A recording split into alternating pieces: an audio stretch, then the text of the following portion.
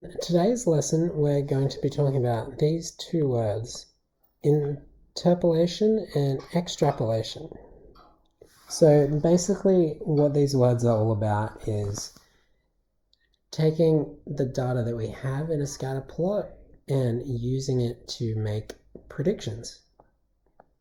So interpolation is making a prediction from within the data we have.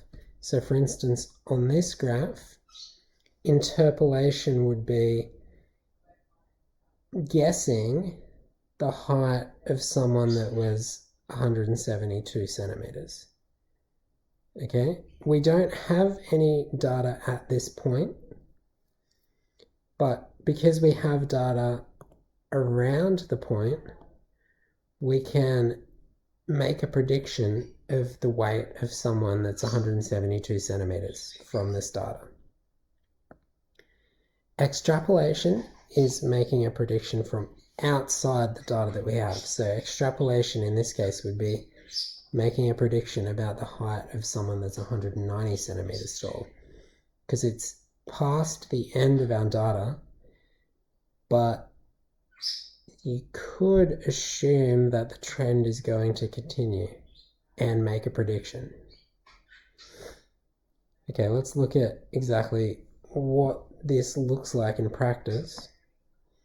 Here we have life expectancy for females in blue and males in red. So if we want to find out the life expectancy in 1935, we don't have the life expectancy in 1935,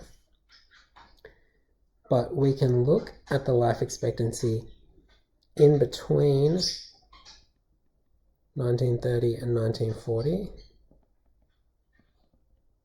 and we can guess that it's about 66, 67. And again, in 1995, we don't have data for that year, but we can look at the graph and it looks like it's around 74 years.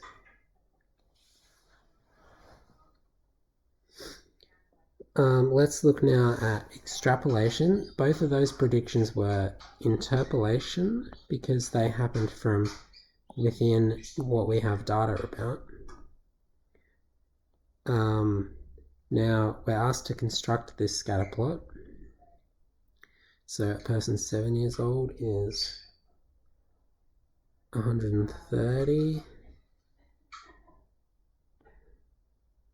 139, 144. At 10, they're basically on 150. At 11, they're slightly above that. At 12, they're slightly above that again.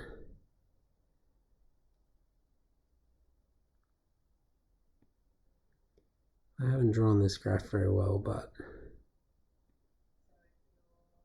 we'll get an idea of what's happening. Okay, and now we'll draw our line of best fit that looks something like that, maybe more like that. Okay, and we'll use that to predict the height of someone that's 19. So someone that's 19,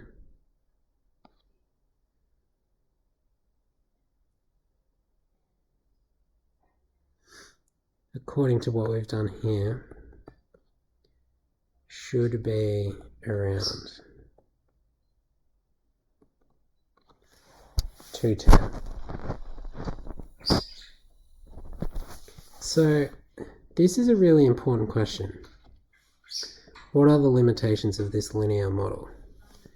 Well, we've tracked someone's height as they've gone from a child to the middle of their teenage years. And what do we know about a person's height during these years? It increases quite a lot. So as a person gets a couple years older here, their height is going to start increasing a lot less rapidly. So really what this graph is probably going to do is something like that.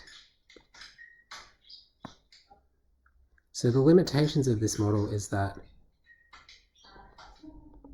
growth slows